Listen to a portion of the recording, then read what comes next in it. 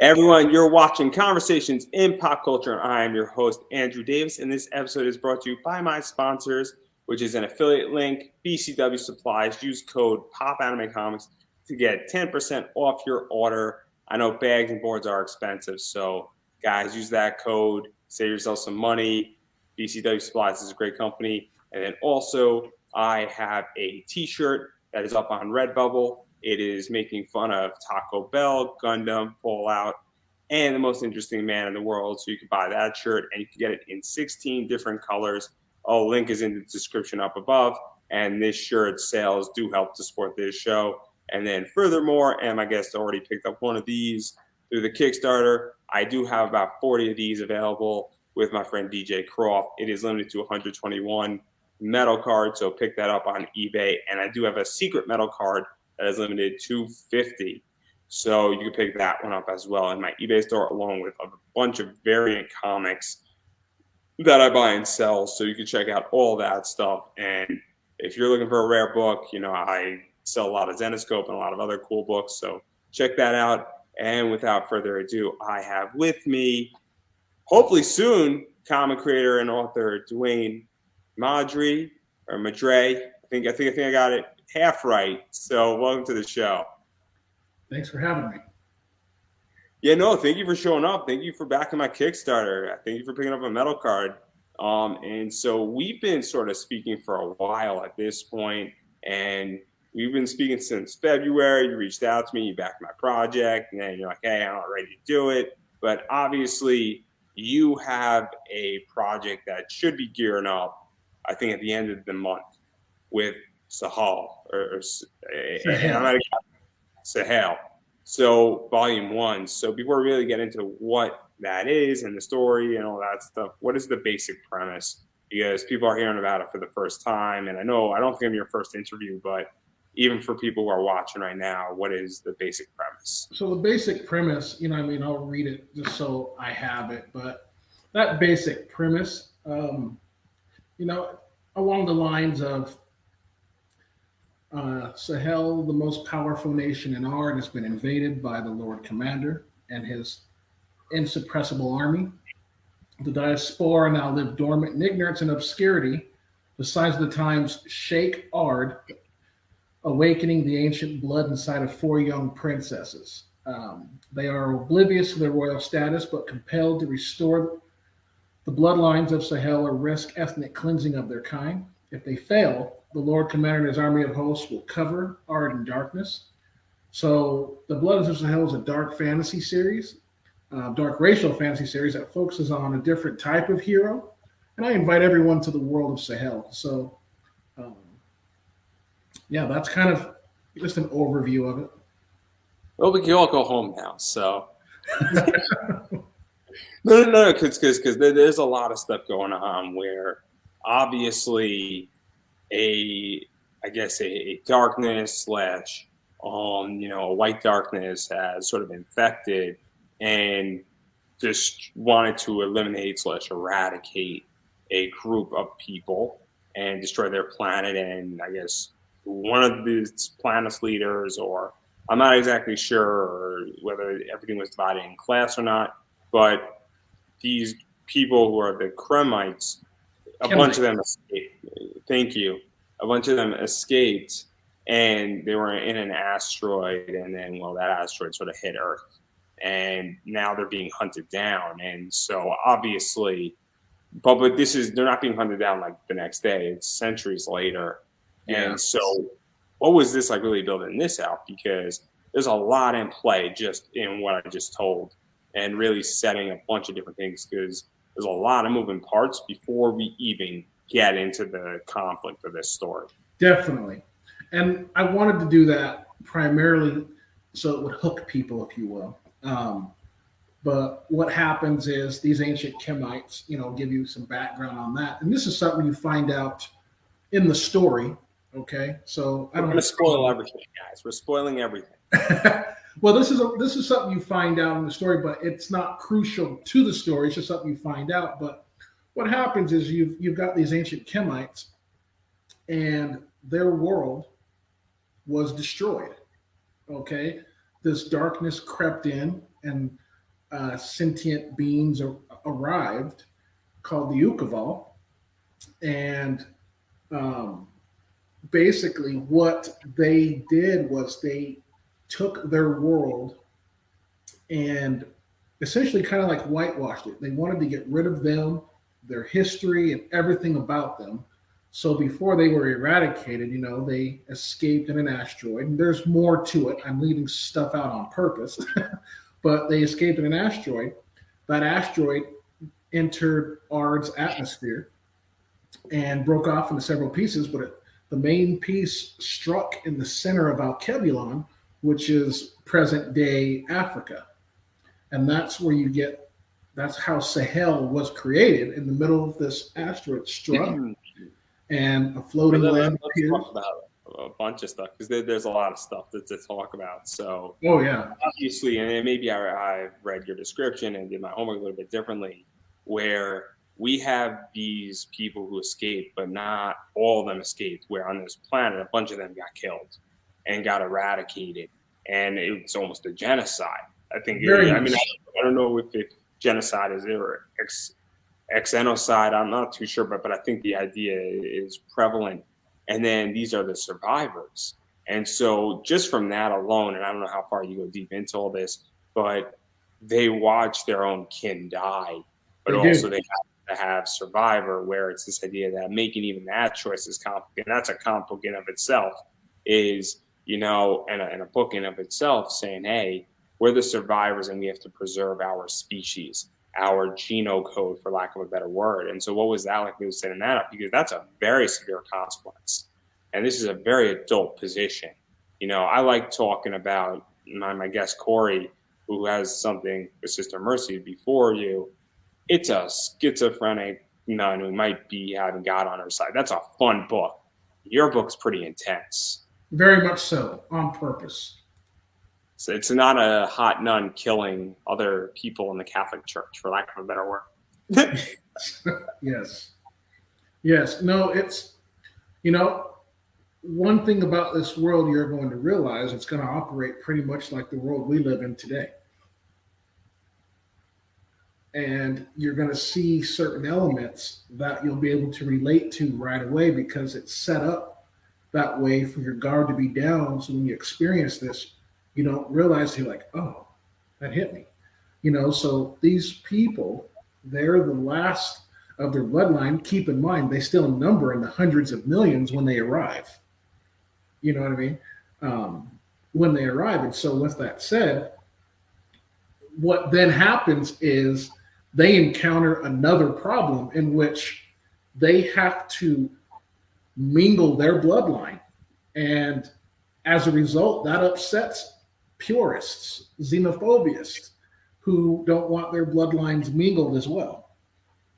Those let me ask you a question, because obviously these people or these species arrive, and they're mingling with people, I guess, already on Earth to some degree. But is there pushback from within as well, or just from the outside? Because that gets complicated as well, where this is not so, and I don't mean to make a pun or even make a joke, but it's not black and white. It's very gray. Yes.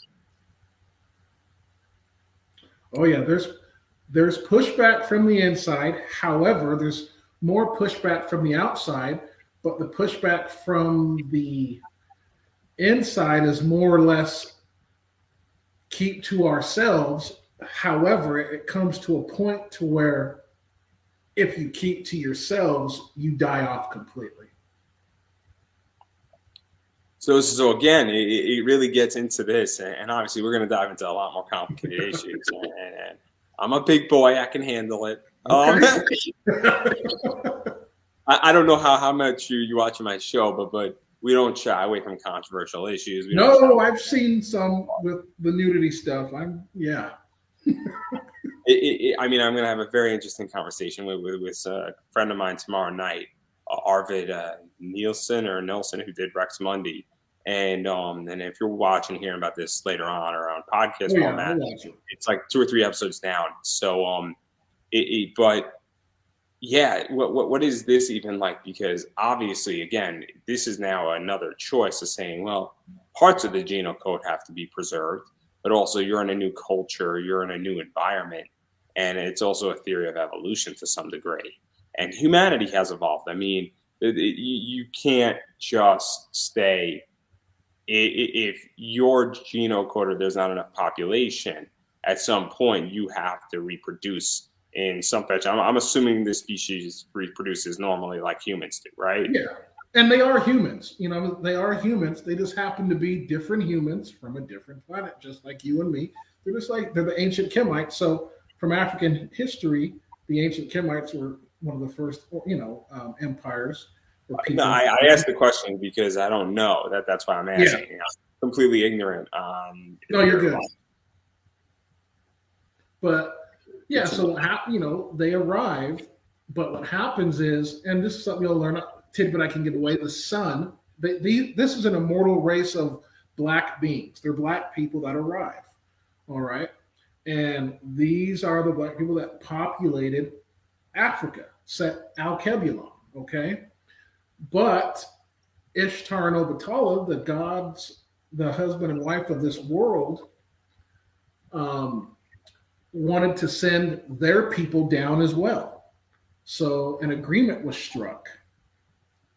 And that agreement was some of these Kemites, they wanted to preserve their immortality, needed to mingle with the other black races that Ishtar and Obatala sent down to Alkebulon.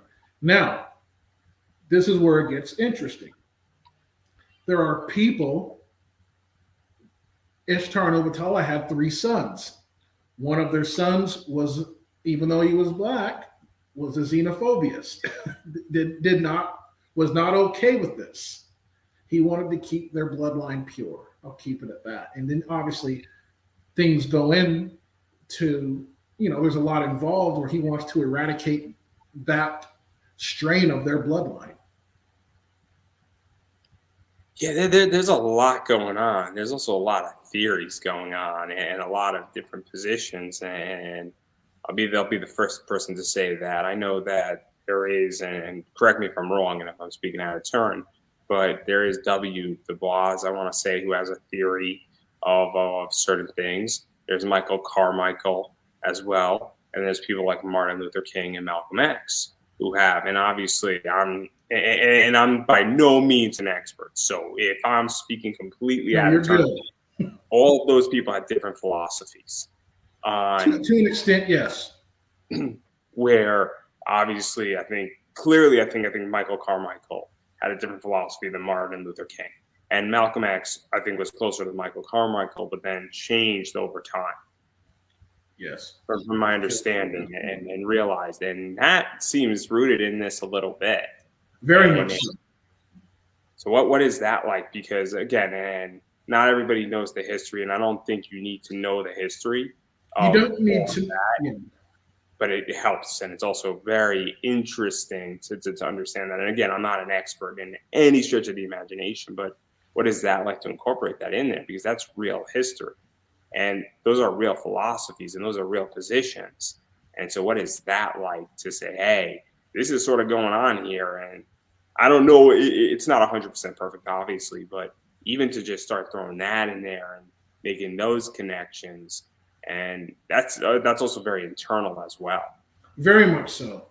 Um, and you not only is it internal, these are your what you're starting to feel is something you will feel throughout the whole entire series. There's not a time where you will be able to take a break. I just don't allow that.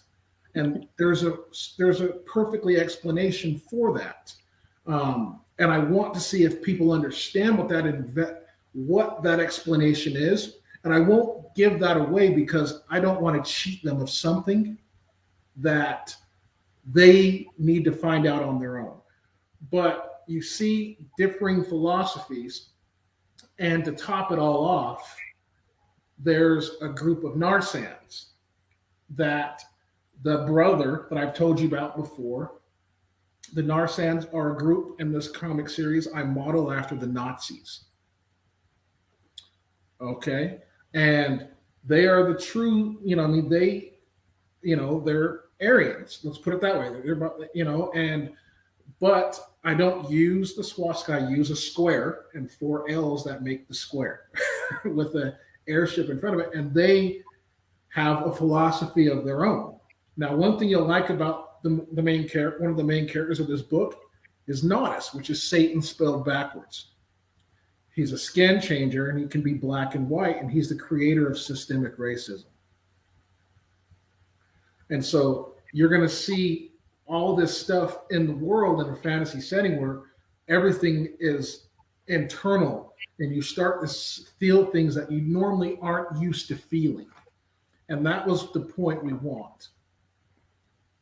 So let's even talk about this, because obviously we got a lot of stuff going on.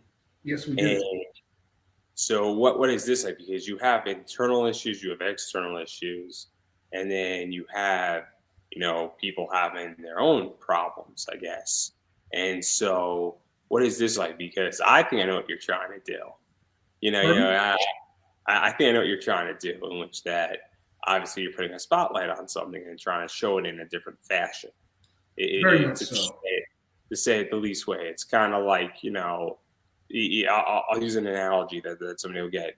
You can teach financial education in cartoons, for instance, and somebody can get a concept of what a dividend is, not by me explaining what a dividend is, but by explaining what it is and how every 3 months you get this and it's like fruit falls off the tree. And so, I get it. I connect it. I was explaining to somebody how to write an essay or a job. How would you explain cryptocurrencies to a 3-year-old? That was a fun question to answer. It took me about 30 minutes to figure out how to write 4 sentences. Hardest 4 sentences of my life. But what is this like? Because obviously, and I'm going to be a little challenging, when you're explaining something and showing it, there is a fine balance between fantasy and then saying, hey, this is what racism looks like. This is what it from the system itself looks like. But you could also go too far, and you could also miss the point, meaning that if you go full out blown, you now take the entertainment value out of it. And that's a problem, because at the end of the day, and again, you feel free to disagree with me, it's the idea that if you go so far, and this applies to anybody's writing, the point's going to be moot, because I'm going to be turned off from the project. Agreed. If you go 45%, so like, I get the point, and then they're meeting you, and they're coming closer and closer and closer, and over time again, you can say, oh, I get the point after 4 or 5 books. Versus it's this, and you just spell it out to me, like, I'm done, right? Yep. No, I get where you're coming from. There's a difference between convincing somebody of an argument and then blatantly saying the argument. Yes, and that's true. And so what you see here is, rather than having it told to you, you experience it. And not only do you experience it, you're experiencing it from several different angles. Meaning, for example, like in book 1, you're going to experience it from the angle of one. You're going to experience it from the angle of one princess. You're going to experience it from the angle of another princess. The thing is, you see it manifests in different ways how the angle is presented, which definitely comes across as a different lens from how you're seeing it. Meaning, it's something that's not going to get old, but like I said, sometimes this is one of those books where you're going to be tired mentally. Why? Because not only are you going to experience this world, you're going to see so much imagery. You're going to be captivated by these characters. And so once you, as well as, when you get attached to a character and you like that character, you want to follow that character on their journey. And as you're following that character on their journey, you're going to experience what they experience.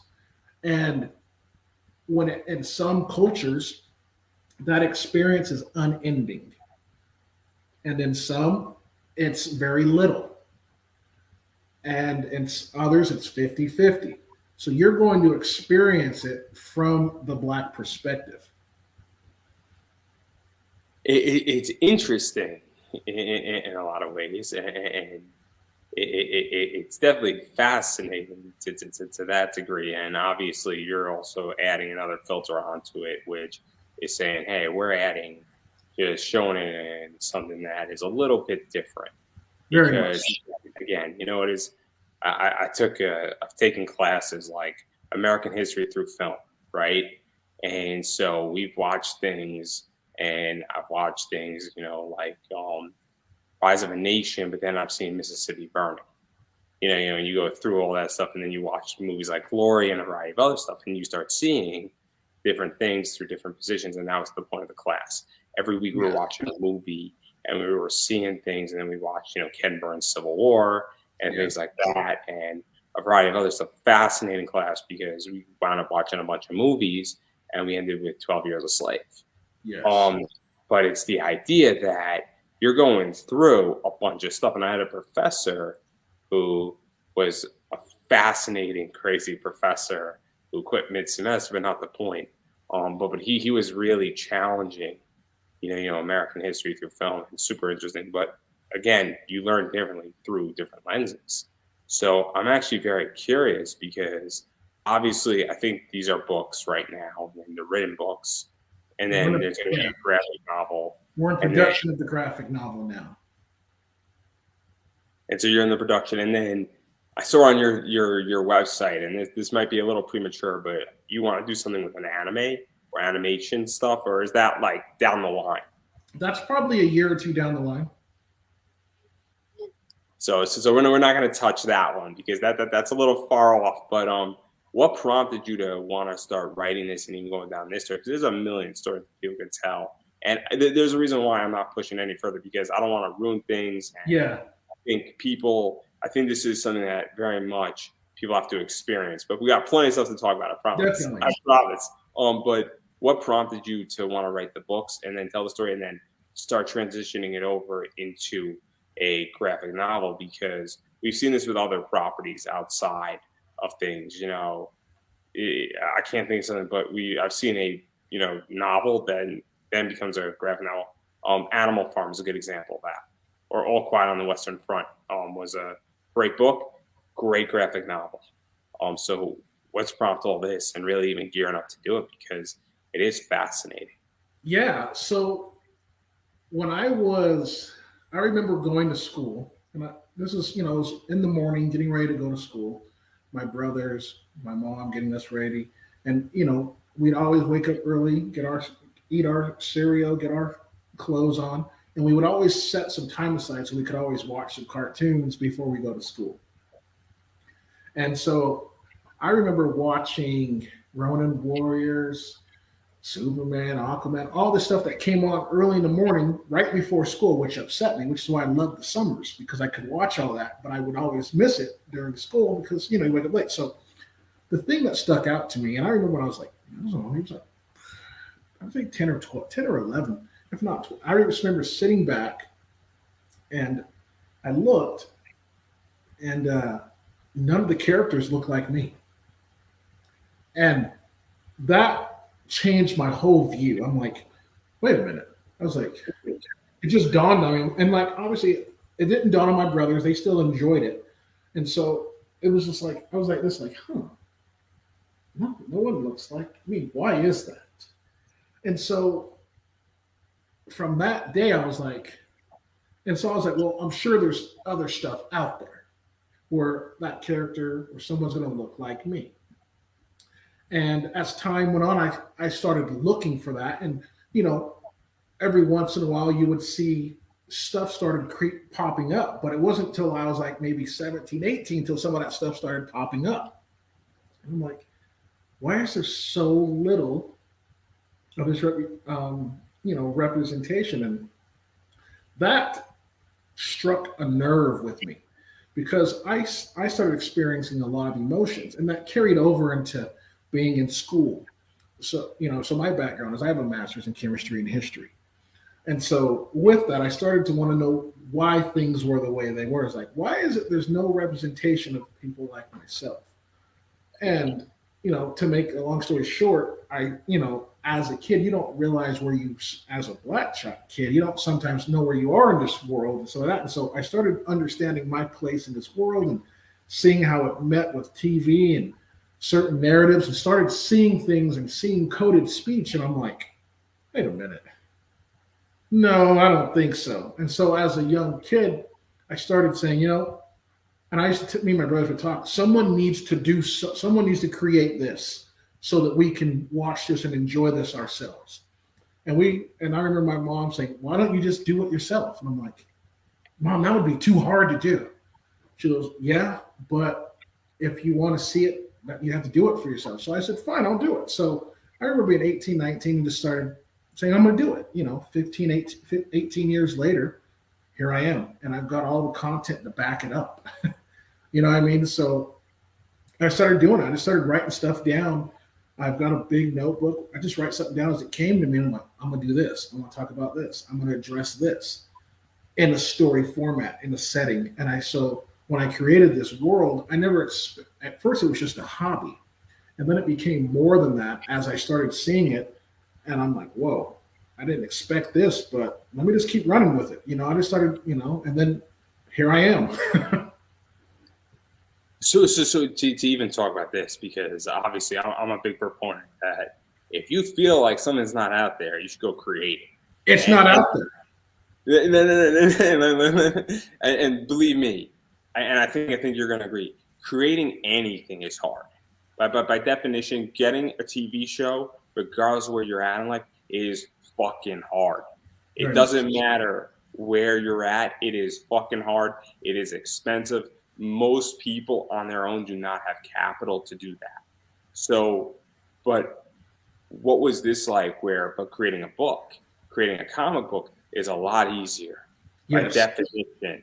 As far as capital, and I don't think I need to tell you, but a comic book is anywhere from $4 to $8 grand, give or take, on Kickstarter and Indies. If you're doing like 24 to 36 pages, if you're doing a bigger graphic novel, it's a little bit more money. But obviously, it's you just times that by the number of pages.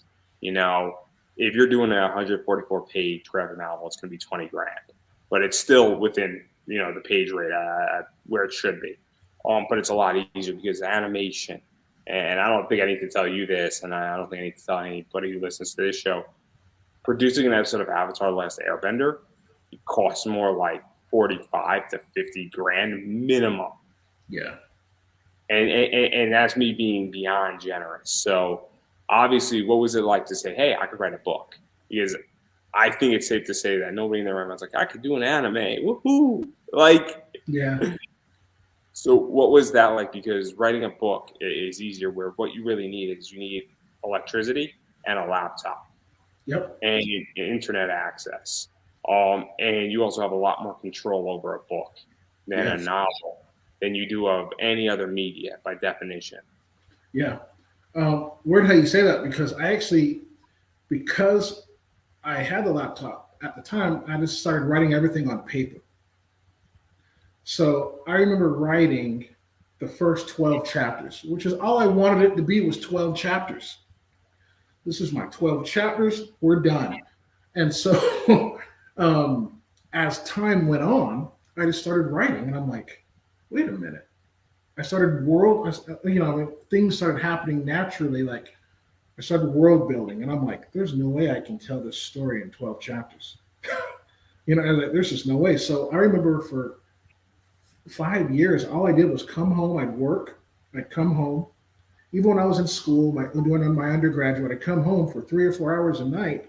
After I put the kids to bed, my wife went to sleep. I just went to writing. I just wrote on paper, everything.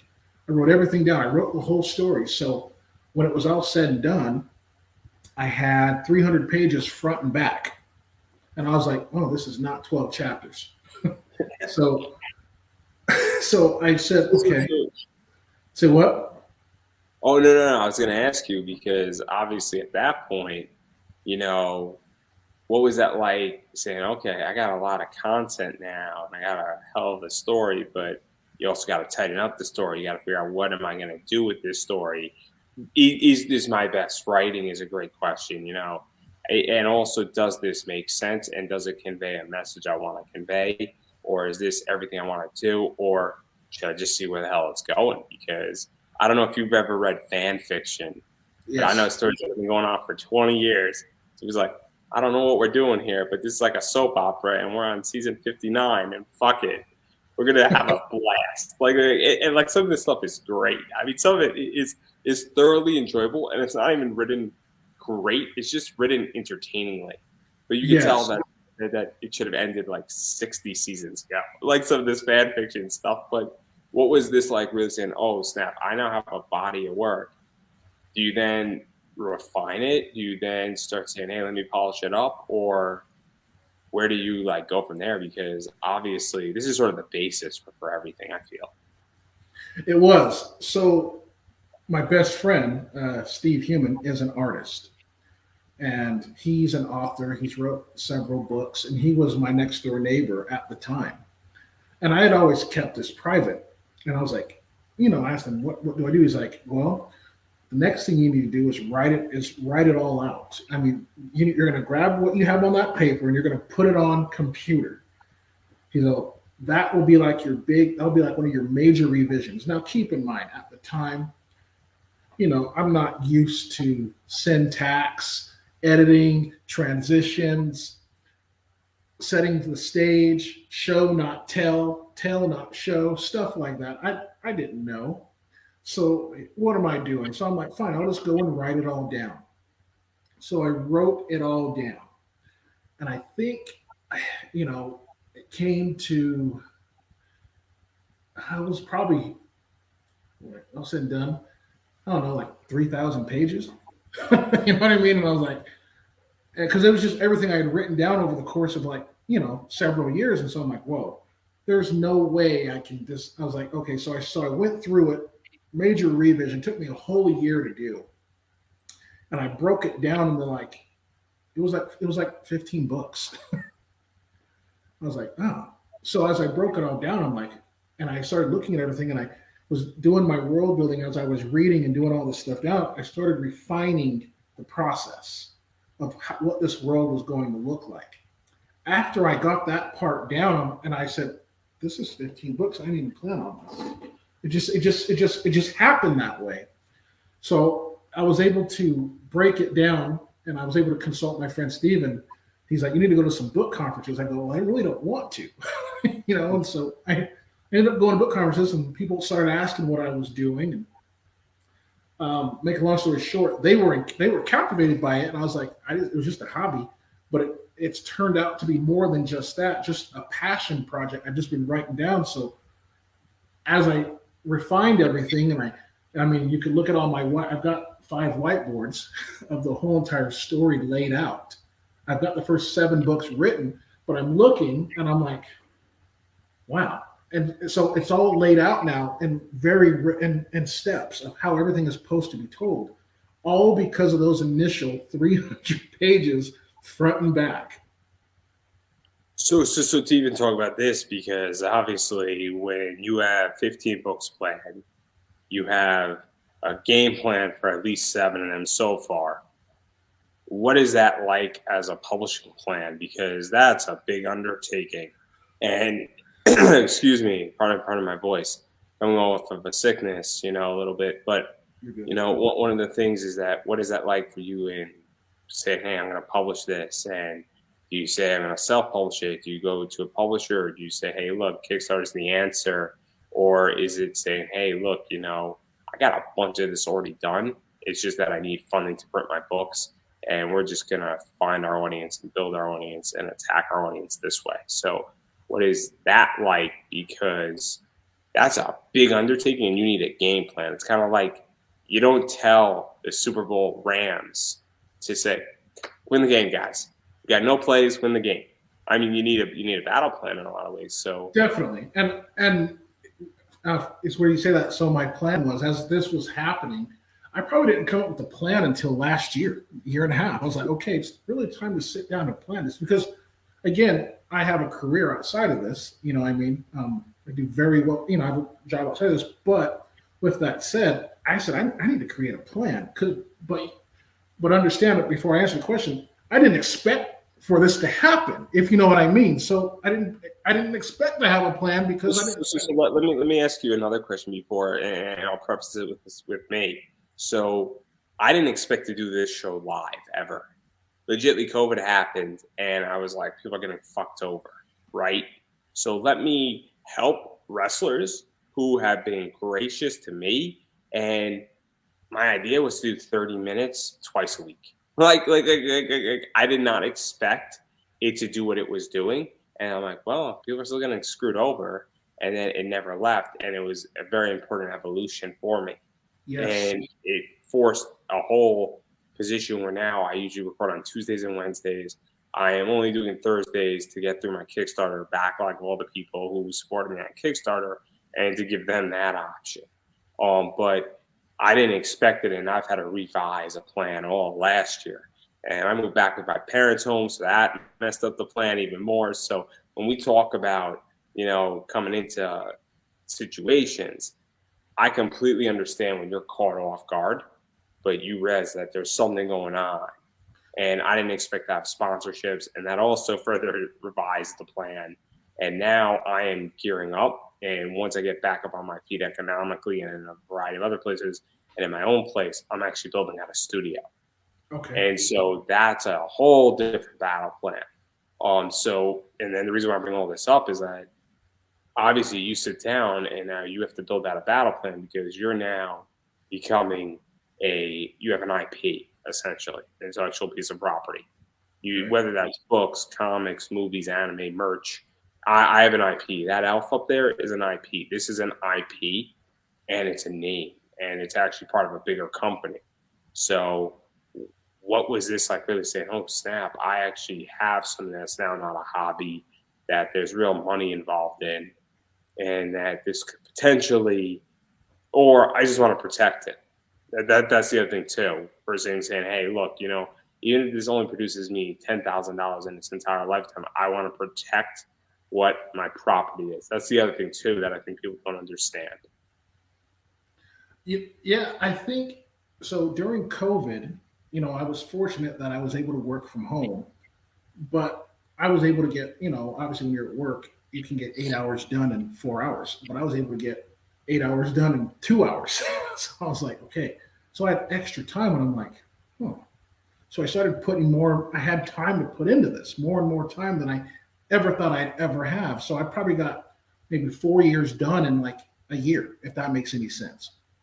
And so that was when I realized I'm like, I need a plan. And so my friend was, like, are you going to do self publish or indie publish? I go, I'm going to do indie publish. Why? I don't know. I want to be in control of my story. And so when I did that, I was able to craft a plan in which I could launch one book, on Juneteenth. And so volume one, because the books were so big, volume one, book one on Juneteenth of this year, volume one, book two in October. Because I can do that for the next 10 or 12 years to have those books come out. And then I decided, and then speaking with my best friend Steve, he's like, as I explained to him, he's like, this would look even better as a graphic novel. I'm like, really? He's like, just the visuals that you're providing. The girls were born blind, and then 8 colored stones got put in their eyes: sapphire, emerald, hematite gray, and turquoise were placed in their eyes. You've got an albino queen. You know what I mean? He's all of this stuff is visual, and I go, okay, yeah, why don't I do that? And so that was when I reached out, and I was like, I started doing research on, here's how I'm going to do this. I'm going to get the books going, and I was going to use the revenue I got from the books to help fund the graphic novel. I just put it there, start hustling hard, and then I'd use that money from the graphic novel just to put back into the business and just keep going. So I started doing that, and I started getting some pre-sales and stuff like that, and it started working, and I was like, well, let's keep doing it. And so with that, I was able to come up with a plan in which we would have book one launch, and then a year later, even though that series is now going, the graphic novel series would start a year later and come right after the book. So after every book, you get a visual representation of each book broken up. So the graphic novel every 3 months. So book one, 1 and 2 would be broken up in the graphic novel format in 4 parts. Every 3 months, you get one of the other. So that's how we set it up. And I was like, but I had to sit down and plan that out. And I didn't, because I just didn't expect for this to happen. And so I have a team, people would reach out and they wanted to help out. And I'm like, yeah, great. And so, and I knew these people I trust. They're like, you need a plan, you need a budget. I go, I didn't expect for this. Why do I need all this? I just want to create and have fun. Like, it's not easy. And so I've got they said, you've got IP, you've got a world in which, and I'm sure out of these 15 books, more books have come out of it. I go, yeah, another 10 that I've written down just in content alone. And so I'm like, it's just from that standpoint, that's when I realized, I think I've got something here. And then when I showed my wife, who does not like fantasy at all, can't stand it, when she just said, you've got something here, I go, really? She's like, yeah. And I was like, okay. That's when I started to take it a little serious now. And so here I am. That's when I reached out to Royal House Comics after a 9-month search to find the right company to do this for me. And when I reached out with Roderick and Royal House Comics, they were able to help me realize this dream and it took me back to my childhood. And I was like, I'm doing it now. So obviously you have the books going on, and then let's talk about the graphic novel stuff. So producing a comic by any stretch of the imagination is not easy. No, it's not. And it's not easy for a lot of reasons. And obviously comics are different than novels. You have certain tools in a comic book that you do not have in a novel by definition, or a book. It's very complicated to use certain tones in a comic book. Also, the difference is that a comic book gives the reader a lot more control. So if you have a conversation between two characters, I could interpret that conversation to take 30 seconds or take 5 minutes. I have that control, and I can make your story take place. If we have 72 hours in a story, I could make everything technically happen in the last hour in your comic book. Yes. To a degree. And also, that's one of the things. So that changes it, where I can read a comic book and you could read the same book, and we could have two different interpretations of it completely. Yes. And the ending, we can know Superman dies, but we could say Superman was dying for a selfish reason, depending on how I read it. Or you could say he was dying for a patriotic reason. And, I'm just using Superman as an example because it's an easy one to use here. But that's one thing. And then thirdly, comics are expensive to produce by nature. And I don't know your financial agreement with Royal House and all that stuff, and we don't have to go deep into it, but it's safe to say that a comic book is $4,000 to $8,000. And obviously I speak to a lot of my friends, and I know exactly how much art costs. And I speak to way too many artists, way too many. But so what was this like really coming into this? Because I'm presuming that you obviously must be a fan of comics, first and foremost. But what was this like, because building a comic and creating a comic and finding the team and then financing it is very different. And then I don't know if they want to crowdfund it after, or they want to have a pre-order, because Royal House does things very differently. It's what he said. When I reached out to them, so when I knew I wanted to do this, I had always saved money, first and foremost. I've always been a saver of money. And I knew, I don't know, about maybe 10, 12 years ago, I knew I was going to do something. I just didn't know how or when I was going to do it. So I always said, I'm going to put some money aside. a substantial amount aside, so when this does, because again, I told you I've been doing this for almost 20 years, and I've been putting stuff together. And I always knew from what my mom had said, if you're ever going to do something, you need to make sure you have some money put aside that you can use to do what you want. And I've been blessed to be in a position to where I've been able to take care of my family financially. And so because I've been in that position, I've been able to put some money aside. So when this came about and I talked to Royal House, had my budget, everything, we were good to go. There was no hesitation whatsoever. So to even talk about that though, because I'm actually curious the thought process.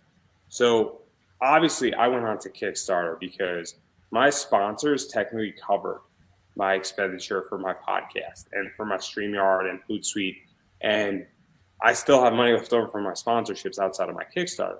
But I also said to myself, look, you know, why not raise additional money first and foremost, because you could never have enough money. That's a given in any project. Having more money is better than having less money. Um, and that was one. And two, I view Kickstarter as a very good social platform because now if you Google conversations in pop culture, it is affiliated with Kickstarter. I have a page because I successfully funded that when I come into podcast format, I'm going to link that Kickstarter page to the podcast and to Apple or Spotify, wherever I want to link it to. Or I can link to the YouTube page. Somebody can come up, they can read about what the conversations in pop culture, pop anime comics is about, who I interview, some of my top guests, and that becomes a social media thing. Then when I launch another Kickstarter, which I will, all those people are going to get notified. So I'm curious because I view Kickstarter not just as money, but as a social platform. And so I'm very curious because, and look, there's nothing wrong. I don't want to be predominantly on Kickstarter, but Kickstarter is part of the plan Yes. because it's the social media arm in a lot of ways combined with Twitter, and also people treat you differently when you fund on Kickstarter. And so I only raised $855, so I didn't raise a hell of a lot of money, but at the same time, you know, that's why I'm very curious because I think your book would do well on Kickstarter and act almost as a pre-order form because Kickstarter to me is three things at the moment. It's I need money because I want to kickstart my project. Where I got $2,000 to do it, we got 12 pages done. We need another $2,000 to get these other 12 pages done, or we need another grand to print the books. Okay, that makes sense. Or I view Kickstarter saying, hey, you know, this is a fun project. I paid for it. Everything is done. We just need money to print the books, you know, and then we don't need money to finish the art. Or saying, hey, this is done and the books are in my hand. I just want to sell you the books. And everybody does is gets a book. And you're giving a pre-order form, much like a store. So Yes. I'm curious because, and I don't know how far you are with Royal House, but I would make the argument, and Roderick might not like me for this, but I would be on Kickstarter, even if it's only $500, because you might raise $2,500, but it's all fine and it's still ready, and you're just giving a distribution arm. Because I know people who will only buy books on Kickstarter. Well, well, that's the reason why we went there because the money I budgeted was initially for the novels, you know, the editing, to go through the word count line by line Which is edits. way cheaper than a graphic novel. I promise you that. Very much so. And so, but some of that work can be a little pricey. And I'm like, okay. And when I knew, as I started asking around, I'm like, and my friend Steve's one, he's like, you need to do a Kickstarter. And he's like, what you have, people will flock to. It may not, you'll make sure your goals are reasonable. And I've talked to others who have done this as well. But he said, once you get out there, this is one of those projects that's going to flame like gasoline over a fire. He's like, so just get it out there. So I said, well, let me do that then. That's why I created the Kickstarter to help propel the graphic novel series. And I feel very strongly about it. I feel that once we get that part going, it'll take care of itself. But we needed a kickstart to get going. And even coming into Kickstarter, because obviously at this point with books, we have Brandon, and I'm gonna get his name wrong, but he's done over 25 million. 44. 44 million. And I'm very critical of that. Where I think that I think it's all real. I also think it's an FOMO, fear of missing out. I think it is not what it seems, and I think that people have to say it's impressive, and you have to give credit where credit is due. But it's also not the norm, and it's also become a phenomenon in a Agreed. lot of. And I don't think that you can say he raised $44 million and view it as $44 million face value. I think you have to be a little more critical. I think and that's not to say that's not when the money people contributed, but people I think are saying, "Hey, look, I gotta back this project because I don't know what's here, but there must be something." And we're gonna wait and see what those 4 books look like because they could be the best books ever, or they could be average, and we would be like, "Well, we were duped," or they could be just good books, but nothing special. So there are legit questions about that, but I do think it opens up a door, meaning that hey, if you want to read books and you want to read things and you want some cool books that maybe a big publisher wouldn't look at, this might be the answer.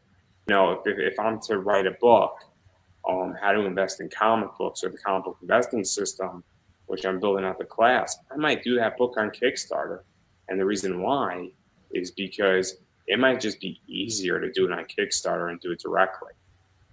And all of a sudden, I have a lot more control. And so I think he's opened up a door. So, what is that like for you coming in to this, knowing that that project I think it's going to be over by the time you hit, and you're Yeah. not competing. You're not competing with them by any stretch of the No. imagination. But what is this like? Because it does sort of pave a path, and I think it also puts books on the map on Kickstarter. You know, I've thought about that, and speaking with some of my closest friends, some of them have said the best thing to do right now is just get your book out there. We've got it with a professional agency going through the edits before we launch it to ensure that it is going to be legit.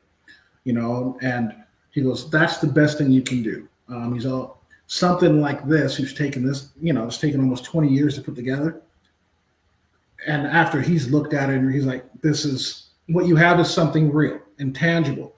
And so he says, just build up your audience because there will come a point to where if things work out how I think they may, if you were to do this again years down the road with like your books, you're probably going to have a nice following ready to support you. And I go, that's fine because I don't want, I've been told, and I'm not going to say who, but I submitted some excerpts to some publishers, and some are like, "Hey, we need you to change this." And I go, "I'm not changing anything." And I don't want to change because I don't want my message to be dulled in any way to those who are reading my books. Yeah, let's talk about that too, because obviously I don't know how much you know about me. And I'm actually curious. That's a legit question. I don't know how much you know about me and what I stand for and how I function. Say that one more It, time. You're breaking up. yeah, I don't know how much you know about my show, about what I stand for, core values of myself, and things like that. Oh, I'm familiar. You keep it 100.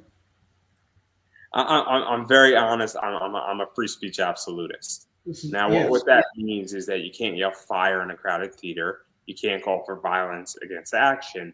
But I don't think my government should prohibit me from saying my opinion. If I think a congressperson is an idiot, I should be able to say that.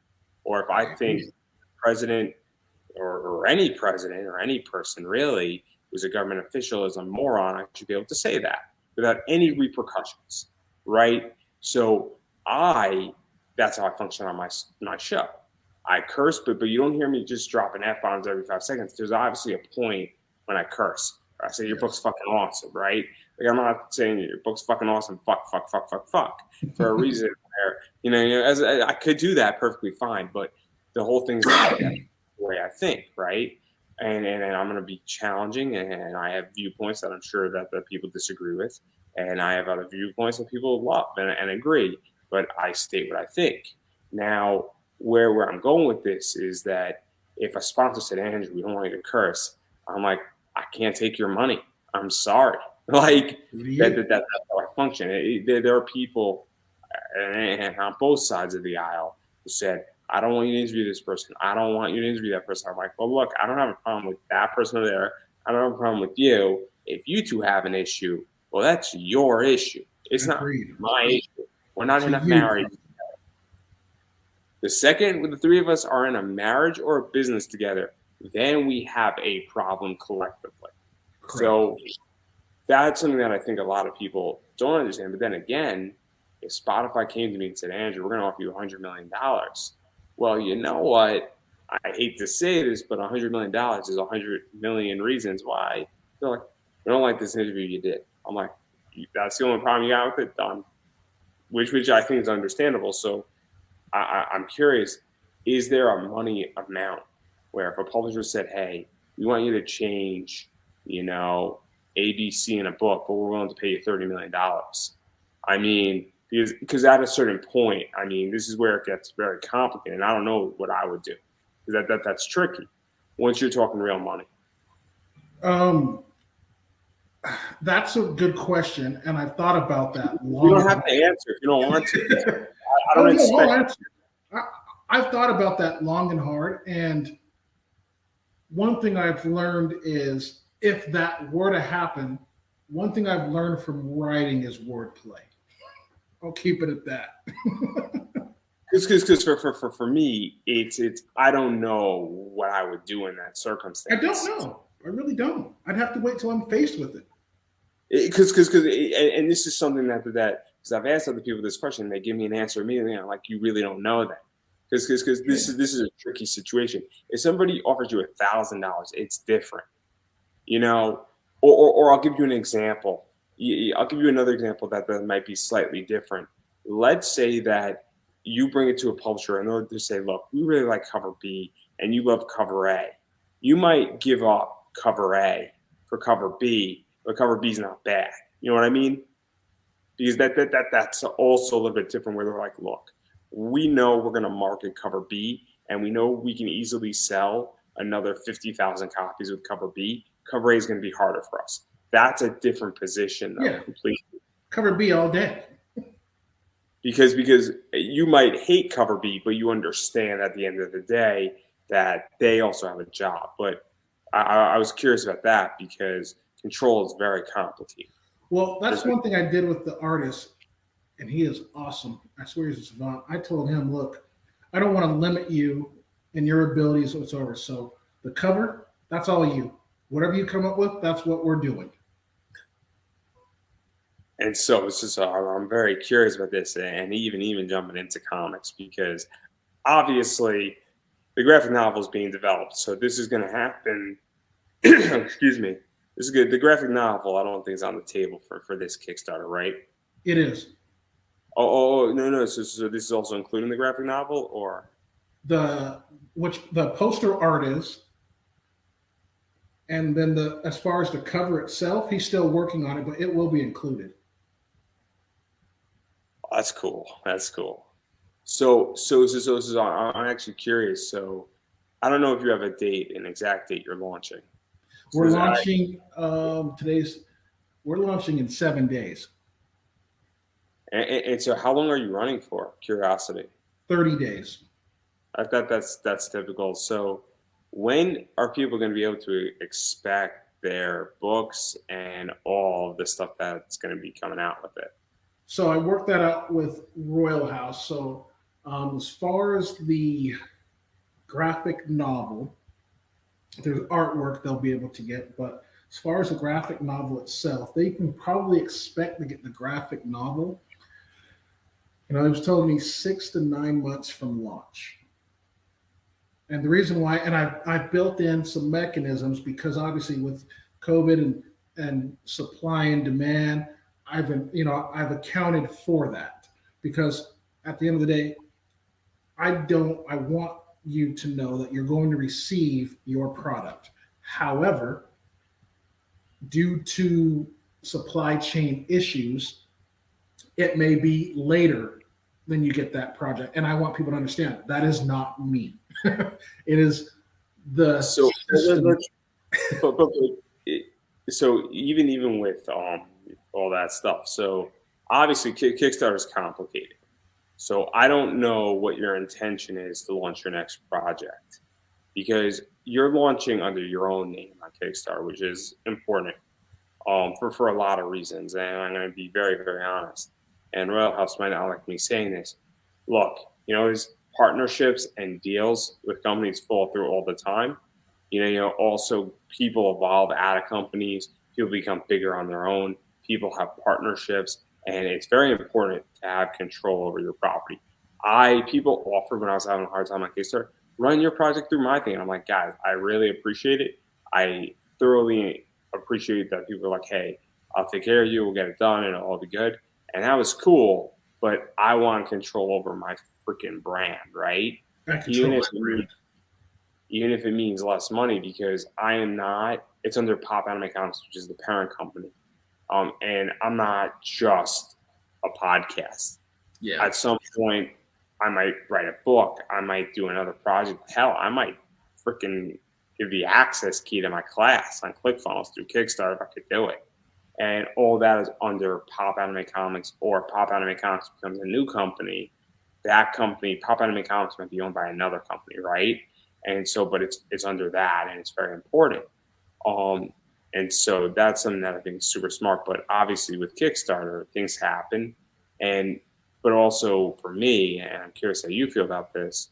I won't back projects more than like 6 months out. I've just been burned too many times, and it's very unfortunate. And it's nothing against anybody. And what I mean by 6 months out, I mean more like 8 months out, where I just backed some of these projects last May. They said it's going to be here in a year. They're behind by about 6 months. I'm Wow. like, I backed your project 18 months ago. I get it. It's 5 issues of a graphic novel. And look, it hasn't been a year yet, but they're behind by 6 months. So I'm going to get their book in September of this year. That's 18 months after I backed it. Like, I'm waiting. And it bothers me because they're running another project. And it irks No. me to no avail. To no avail. And because I'm not running another project until every person is back. And I wasn't happy when you changed it. That's the reason why. Because, and I'm joking a little bit, but I want to make sure that every single person on that bought a spot or has a live read gets taken care of before I run another project. And I'm making sure of that because it Yeah. irks me to avail. So I'm curious how you feel about that, because I would imagine it would piss you off too, just as a fan, not as a creator. Yeah, I've backed several, and to take, I'm not going to say who, and it's There been are already. exceptions. I'll give you the Yes, one exception. there There's a are guy exceptions, and I'm okay with that. who I didn't back his project, but he was doing a comic and then he got deployed. That's understandable. That's an exception. I understand, but he's not releasing a new project because guess what? He's overseas shooting a rifle at somebody trying to save my ass because I'm not overseas. Exactly. So, but when he gets back and he gets off of active duty, he's got a few months to get his book out to people. But there are exceptions. But again, I know exactly who you're talking about. And you don't need to say, let's just call him Velvet. Yeah. With that said, I will, once this product is back, I plan on making sure those who back it, they're going to get everything they asked for. That's my solemn promise, because my name's on the line. I don't want my name tarnished. There's no way in God's green earth I'm going to let my name be tarnished. And because of that, you're going to get what I say you're going to get, within a given amount of time, barring any unforeseen circumstances. You know what I mean? So people are going to get it. So when you back us, you can be sure that you're going to get your stuff. Yeah, it's very important. And I think it's something that good people in Kickstarter understand it, but a lot of people I feel don't. And look, I mean, I don't know how many projects you've backed. I think I've only backed 34, I think 35. about 15. But but still 15's a lot, and you understand the lay of Kickstarter. And naturally, I've been burned I think twice out of those 35, which is not that bad, all things considering. But at the same time, I'm like, I've learned who to trust, what to trust, who not to back. And look, there are people I just won't back. Yeah. That there are personal reasons why I won't back somebody. There's personal reasons why I won't back somebody if they're on a certain project. It's not that hard to know who I have an issue with. If Yeah. you ask enough people, and it's not that hard to understand if you know who I am and other people. And people might joke in the comments saying, Andrew, why are you making fun of me? I thought we didn't have an issue. And it's not those people. Yeah. If they're making that statements, those are my friends, and my friends can be difficult, but they're my friends nonetheless. Yes. And they're good people to know. But it's the idea that, you know, I've learned that, and it definitely doesn't help. It doesn't help Kickstarter by nature. No. And that's, you know, and that's why, you know, once this, I will not start or do another project until everyone's been satisfied. It's just, it doesn't make sense to dig yourself a hole if you haven't closed the books on this one. Yeah. And even going further into that, isn't it also the idea that I believe that you have to be ethical as humanly possible? And look, nobody is 100% ethical. We do things in it as humans that are not 100% ethical, but I can, in good faith, you know, I understand that somebody might need an interview in September. If I want to launch something in August, at least I'm going to make sure they're booked for September. So Yeah. I view me booking somebody for an interview or their live read as a means of, you know, making sure that they are protected and solid. You know what I mean? That's what I mean. So I view it that way. But I believe we have to be as ethical as humanly possible. Definitely. And I echo those same words. And so I just think it's very important. And yeah, but you got a lot of stuff going on, and it's going to be crazy. So Yeah. obviously, I didn't look at your Kickstarter. I don't know your rewards that you're offering, but I have an idea. I'll send it to you tomorrow. It'll be active tomorrow. You know, they have to review it for 3 days. So I'm going to attach the link, everybody. Don't worry. The link's going to be in the description up above, and your website's in the description already. Yeah. So people could obviously check that out and all that stuff. But obviously, you know what rewards you are having on your Kickstarter. So briefly, what rewards are you having? You know, I know naturally you're going to have a digital package. You're going to have a physical package. I don't know if you're going the NFT route, because I know Roger wants to go that route. No, I know he wants. No. No NFTs. I think he's going to be in for a rude awakening with his NFTs. But you know, again, NFTs are a fun game to some degree, but they are complicated. And look, I like cryptocurrency. Don't get me wrong. I like cryptocurrencies. But it's going to be very interesting what he does with Dombe and then his NFT idea. But me and him might disagree. We might disagree at the NFT thing, but that's okay. That's okay. I'm waiting to do the NFTs. I'm not going to do that until. Well, I'm just not doing it right now, and it's just something that's not on. It's not the plan right now. But yeah, what can people expect as far as rewards? Because that's what I think people want to know. And if you don't know this, you got a problem. Yeah, I know what you can expect. You can expect, you know, you can expect artwork. We've got some of our artwork. We've got some poster art, and one of the poster art, which I think people will really love, is you're going to see a picture of the 4 sisters. Well, they're kind of sisters, and then you're going to, yeah, here's the picture of the 4 sisters. Oh yeah, the 4 sisters. You know what I'm referring to, right? You know what I'm referring to. Kind of. You could say it. You should say it. There's only one sign. This is. There's only one answer for this. Enlighten me. It's the 4 horsemen. Exactly. It's the 4 horsemen from WWE. There's only when somebody throws up a 4 sign. That's the only thing it can mean. Well, I'm a WWE guy, so you're right. And I'll say this: they are in the series, by the way. I'll keep it at that. But you can expect the four sisters, and in addition to the four sisters, it shows Ard being invaded. Then you'll see another poster. They can win, they'll be in the realms of outer darkness at the palace of outcasts. You've got maps behind me as well. You'll have access to to the maps. You know what I mean? So that's something people I know they'll love. And then you've got the characters as well. So you'll have the option of depending on the tiers, getting character sets, the family set of that character, the sons of Odira and Ozias. You know what I mean? So you'll get Nodus and Norg.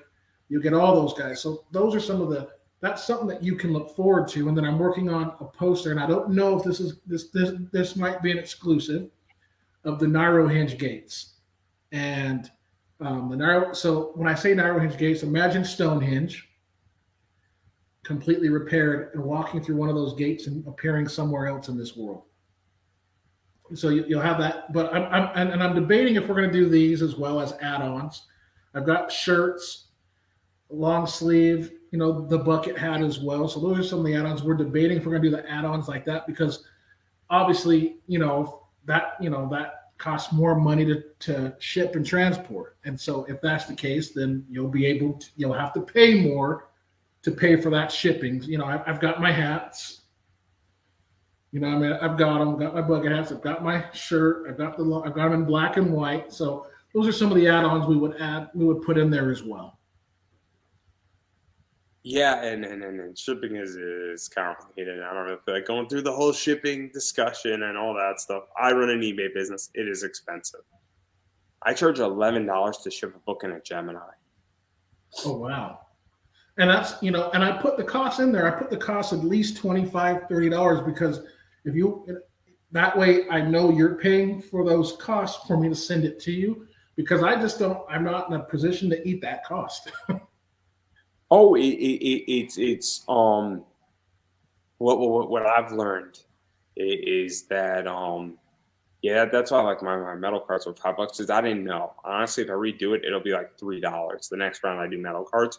To ship a metal card is not that expensive. I just didn't know.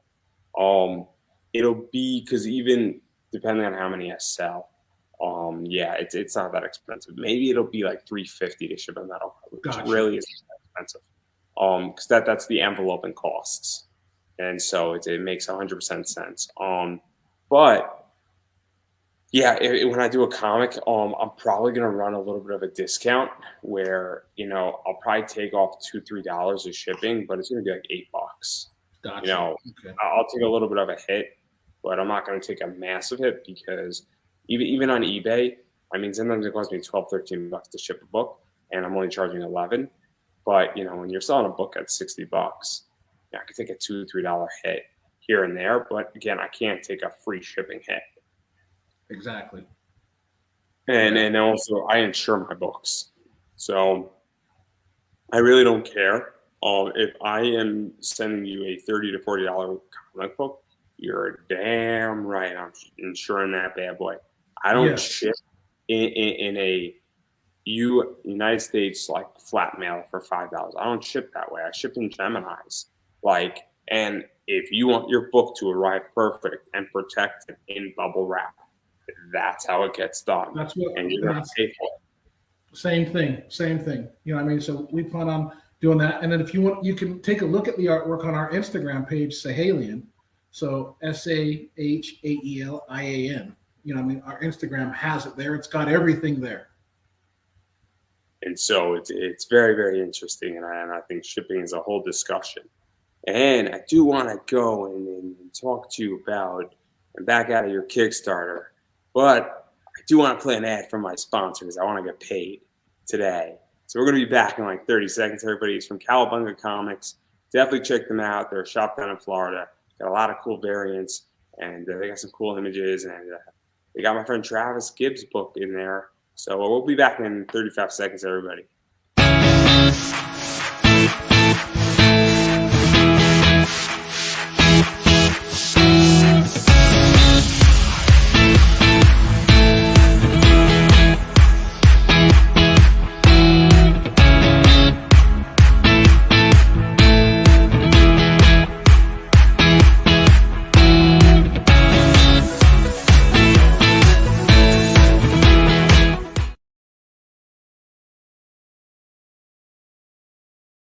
And now that I got paid for this episode, he's got some really cool stuff. Kyle actually has two variants. He has a Department of Truth variant that he actually just released in his store that he did the work on. And he's done some fun stuff that sort of happened. And he does some remarks, and he's got a few of them up there. And he has a really cool like Marilyn Monroe remark, and I don't know if it's still available, but it's pretty cool. It's like $50 with that. He's got like a really cool Statue of Liberty and some other cool people. And I'm sure that if you reached out to Kyle and said, hey, I love your variant, could you do a remark of so-and-so? Like, I'm sure if you wanted like a John Cena everybody, I'm sure Kyle would do it. And no problem if you paid him the 50. So, or anybody like that realm. So really cool store. I'll be putting the link up in the description for that as well. But I do want to back out of your Kickstarter and talk a little bit about, sort of Kickstarter as a whole and even cons and what the future of comics looks like in selling, because that's something that I am fascinated about. And I'll sort of preface it with me, where I haven't been to a con because I had a horrible experience at a convention where I was presenting and I wasn't on the docket, and I just felt treated horrible.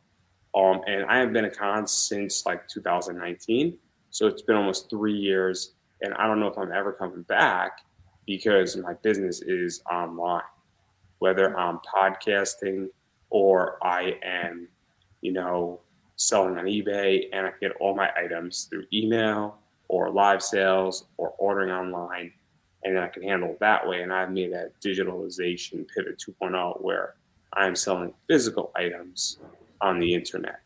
And so I'm curious how you feel where cons should be, where they're going, and things of that nature, and even just the selling point, or if you don't even know because you're about to enter that realm. It's weird how you say that. Just making sure my son knows to come home. Praise that, because this is what we do. I'm all about the cons. I went to one and I really enjoyed it. And here's why: because our characters are characters that can be played, cosplay. Um, I went to one last year and I started walking around and I'm like, okay, how would my brand do at a place like at one of these cons? So I started asking questions. I was asking questions to a tattoo person because tattoos are very prevalent in our series, and there's a reason why they are.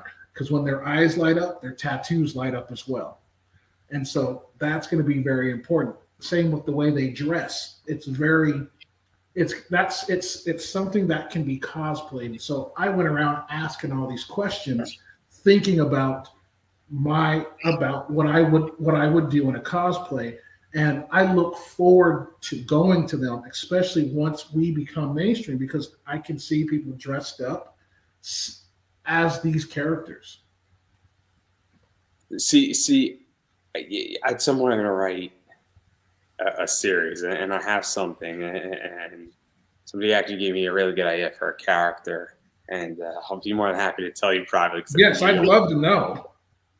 You'll appreciate what I want to write, and I'm probably going to start writing it tomorrow. I'm actually pumped up to do it. But the way I see it is that I am interested in getting the business healthy, and so I view this very differently. And maybe it's because I am running a really good eBay store right now. When you're doing like $2,500 a month on eBay as a side hustle, you got to keep doing it. And like you have 48% profit margin. Like maybe that's the problem, is that I enjoy cons. I'm not anti-con, but if I'm to devote all my energy, I can go, instead of buying a table, I could go buy $500 worth of comics, and then I could go turn that 500 into 960 of profit, and that's where I'm at. And so this is the whole thing, that I've now made a shift where cons are fine, but I don't know if I'm going to get that rate of return. And that's where I'm going with this, where it's the idea that I have to protect the business. And if the business is working, and that's not including what's not happening in other apps and live sales apps and even Amazon selling, and all of a sudden, or even having a Shopify store, like, or better yet, if I become big enough, and hopefully in the next few years, if I triple or quadruple my audience, people might be like, I listened to your podcast, Andrew, and I saw that book and I want it. How do I get it?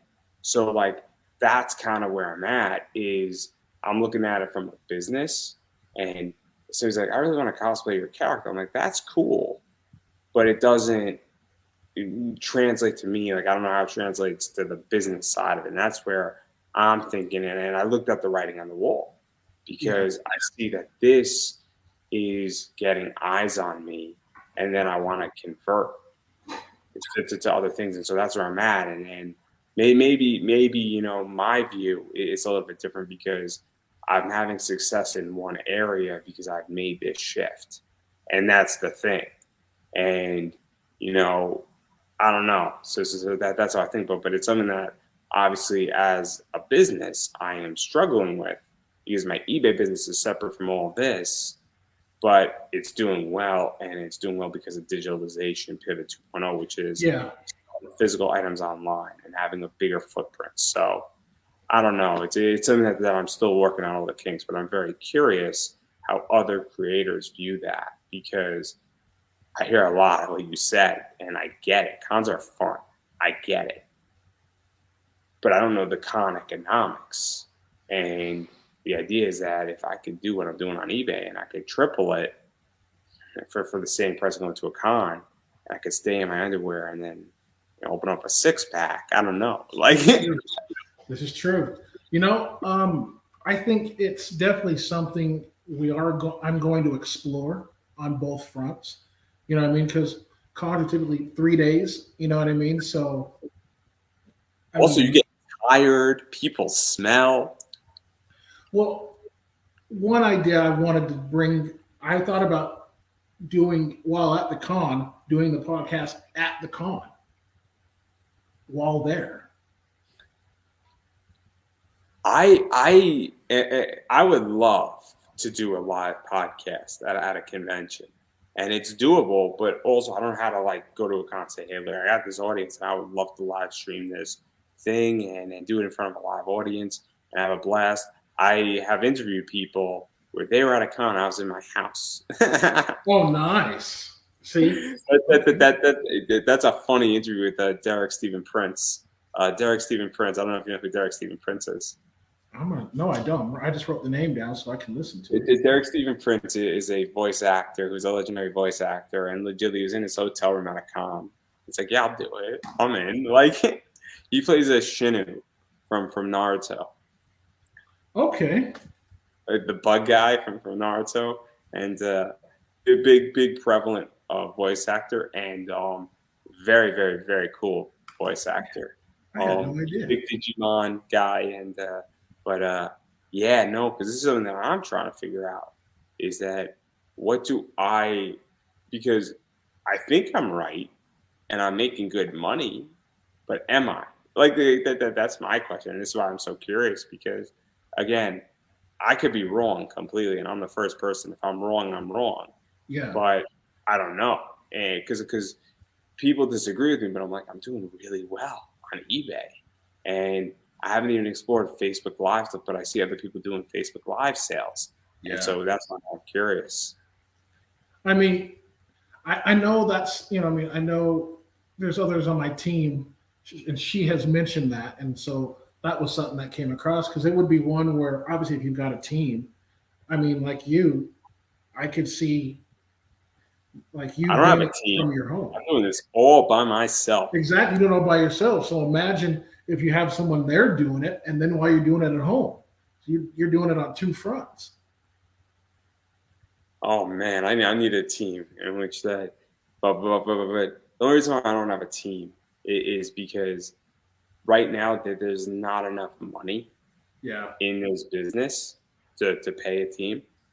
And there is the product itself is not sufficient enough to support a team. But if I'm to do a comic, then you have an art team. And Correct.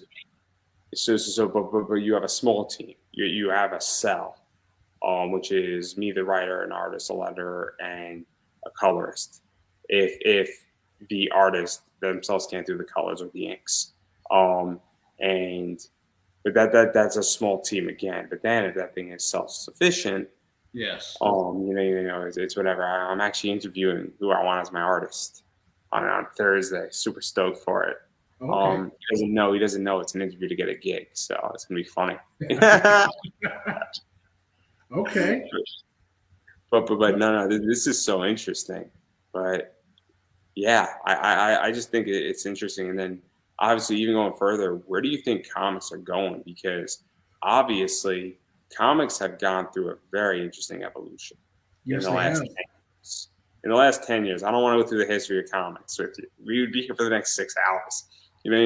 As much as I like it, I would like to sleep tonight. And what I mean by sleep tonight is watch Dragon Ball in about in like 30 minutes. Hey! I am in the first arc of Dragon Ball, and it's Goku versus Jackie Chun, and it is on, baby. It is on. Okay. Okay, I don't think people understand. I watched Dragon Ball as a kid. Oh my god, it is so freaking calming. It's Like good I think I stuff. finally found the thing that calms me down. Like legitly. Like That's who would have awesome. thought that Dragon Ball would be calming me down? It's awesome. It's awesome. But I digress. I am curious where you think um, comics are going because there's been a lot of evolution in the last 10 years. I think I've been just in the past year, the past 2 years that I've been immersed in this industry. Um, it's weird because I see because you've got these mainstream comics, and then you've got these indie comics, and the mainstream. I mean, for lack of a better word, I mean, it's entertaining. Don't get me wrong, but it's just regurgitated. Then you've got Sorry to interrupt you because I have to ask now. So there is, because I was speaking with Corey Hardyman before you, and we were talking about something similar. And there's like he was saying, Moon Knight is awesome with Marvel right now. I haven't seen But it yet. no, the comic run Okay. right now they're doing a great job with Moon Knight. So I think that there are always good books. Like I think Batman in DC in the last 10 years has been pretty good. It's not perfect, but it's been pretty consistent. And whether it's Tom King, somebody else, I think it's been pretty good. I think Harley Quinn, Eat, Bane, Kill Tor was a lot of fun. I think the Ruby Justice League books were fun. I Yeah. think the Scooby Doo stuff is fun, but I also think Wonder Woman sucked, right? I think Green Lantern wasn't great. I I think like Teen Green Titans. Lantern though. Oh, I like Green Lantern. I have a Green Lantern power battery for a reason. Oh, Like I have a 1-to-1 Green Lantern power battery. It's an awesome toy. Like I got the ring, it lights up. nice. Hey, duty calls. If Hal Jordan needs a replacement, I got it, guys. But I think, and certain things like Star Wars is hit and miss sometimes with Marvel. Yeah. Like Vader Down was good. Lando Calrissian was enjoyable. Doctor Alpha was pretty entertaining actually. But then you have other things that were just like, yeah, this is not good. Um, but I think with indies, and I'm curious your opinion, I also think indies are hit and miss. But I also True. think Yeah. that at least with indies, people are trying to mix things up and have a good time with it. But I also think it's similar. But I also think people are flocking to indies not because they're just saying this is bad. How much worse can it get on the indie front? Yeah. And we got to make it different. And look, I actually think it's 50-50. I really do. Because like don't get me wrong, I love Marvel, I love DC. What I mean, I love watching that stuff. And again, for me, it just comes down, like I said before, to representation. And you've got some indies out there that represent me more so than some of them. And that's why I look more at the indie side. Don't get me wrong, I'm still going to go watch Marvel with my kids and be entertained. But deep down, I'm like, okay, I see some indies that have the ability, in my opinion, that can compete but aren't given the stage. See, this is where I get somewhat confused because I enjoy Static Shock. I enjoy Miles Morales. I don't have a problem with those characters. Where I have an issue with this stuff is that my issue with Marvel and DC is that it don't make a character something they're not. Go Yes, create a better new character. yes. So I actually, one of my favorite issues of Action was a reference to Obama. I don't know if you know Action 9 by No. Grant Morrison. Basically, they did an alternative. I think it was either the backstory or it might have been like a filler issue where it was a black president was Superman. Tell me this concept isn't awesome I'm by listening. itself. So hear this out. Nobody knows the president of the United States is Superman. He's black. They don't mention he's black. And now he has to stop a nuclear missile from hitting another city. And then he's supposed to be in a meeting, like giving a press briefing. So now he Well, has to he's stop Superman. this. He can make that happen. He's Superman. No. And like he's cutting it like 30 seconds close. His wife is yelling at him. It's great. It's brilliant. I'm like, this is such a good idea. Oh my Like, gosh. why I'd can't we watch that in a have heartbeat. this? Wow. I'd watch that in a heartbeat. I would watch it too. I would watch it. Like I'm not saying I don't want like a 3 hour movie of it, but if you give me an hour and a half movie of it, I'd have a blast. Yeah. I can I don't sacrifice. think there's 3 hours of content there. I don't. I really don't. Yeah. I think you could stretch 90 minutes. I really think what would be great is if you had a bunch of short animated stuff of just alternative Earth 2 That animation would be DC. good. That would be great because I think 24 so. minutes, but then you have like a weird Thomas Wayne story too the next week. That would be great. But like my whole thing is that like I love Tattoo Man in Final Crisis. That's a great character. Nobody knows who he is. He's a black guy who's a convict who basically got out of jail and his tattoos are magical and they pop off his body and they change color when they're done and they're like weird monsters. And like I'm aware. I'm aware of that. And so it was weird how you bring that part up because I'm aware of that. And so when I showed that to my kids, my wife was like, "Well, can you find us a character that doesn't have a bad past? That's not black." I mean, I can't. I can mention one who's evil, but that's not the point. Well, Amanda I'm okay Waller. with evil, but she's like, "Well, I don't want to be like in jail. I want him to." I don't want him to be depicted as he was a bad guy once. He came from, you see where I'm coming though? Just the stigma. But I'll counter you and I'll say Amanda Waller. Amanda Okay. Waller Well, she's is a ruthless. horrible human being. She's ruthless. She's evil Yes, as she is. fuck. Okay. She's evil, but damn, yeah, you're right there. Okay.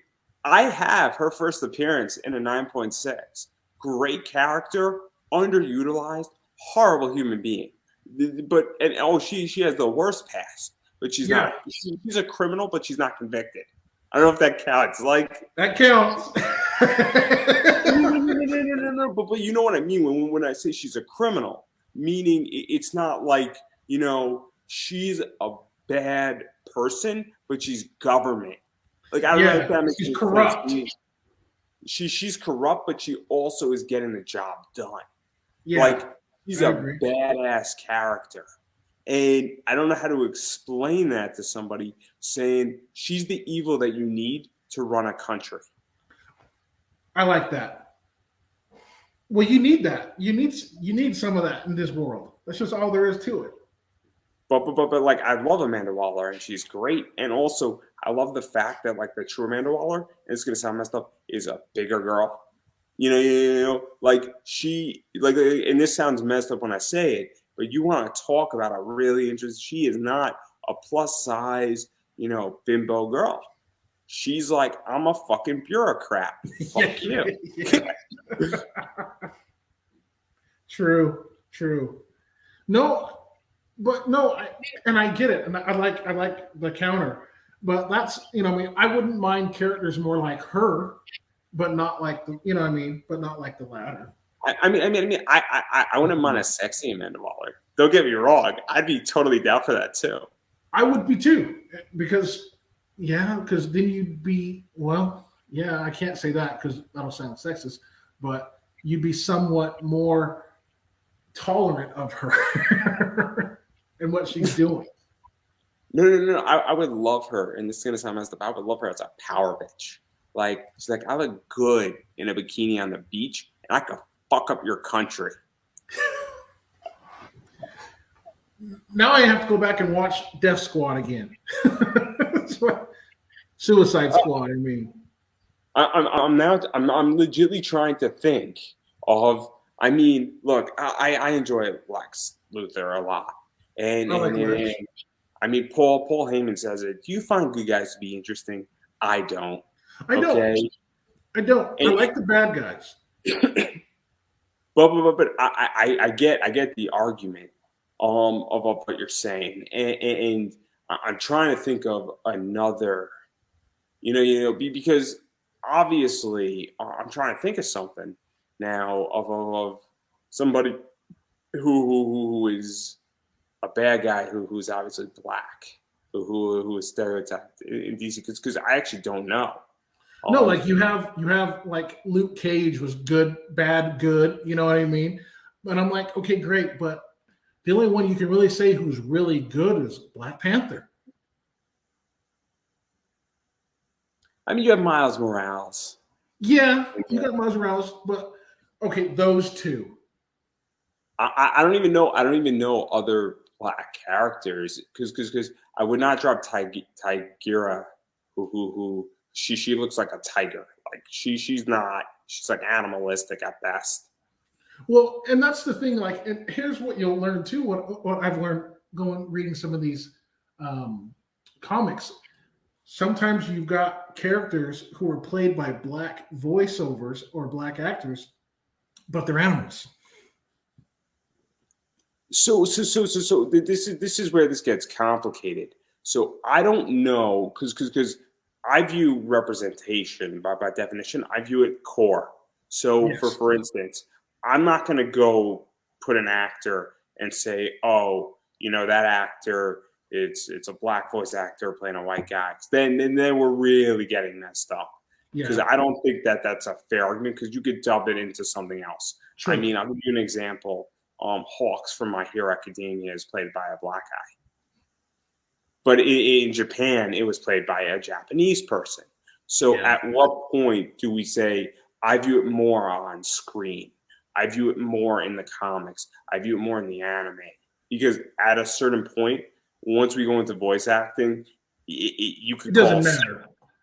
at that point you're because actors can do anything. It's kind of like I think a straight actor can play a gay person, and then a Yeah. gay person can play a straight person. I don't think it changes the core of that character. Agreed. But when it's on screen, it does, or animation, it does. So, what do you mean, the voice or the actual character? The actual character. Okay, I just want to make The sure voice, I because don't. The voice, for the most part, it is what it is. But when it comes to like the actual character, I'm like, for me, I want to see that because I'm sure I'm not the only kid who was a kid or adult who wants to see myself in some of these characters. yeah, no, I don't blame you. I completely get it. Like, it's obviously I'm white, so I don't think that way. But it's nice to see a character who wears glasses, right? It sounds messed up, but obviously you want to have positive association. But I grew up watching Static Shock, and I Yeah, didn't think anything of it. And maybe that's privilege, or maybe I've just never been exposed to them. I'm very, and I'm not too sure which it is per se, or it could just be that the thought in there, I'm like, oh man, he shoots electricity out of his freaking fingers. That's cool. Like it could have been that too. But the idea, I also say to myself, like when I saw Tattoo Man, I didn't think, oh, he's black. I said, oh snap, he just wants to get the fuck out of Dodge with yeah. his kid. And oh man, this is a real struggle. And his tattoos are fitting. Like I felt, I'm like, man, who wrote Final Crisis and pulled up Tattoo Man? And like I went through my DC encyclopedia and I actually had to look for it. And I'm like, holy fucking shit, who the fuck is this guy? Like I had no idea who Tattoo Man is. It might not even be Tattoo Man, I forget.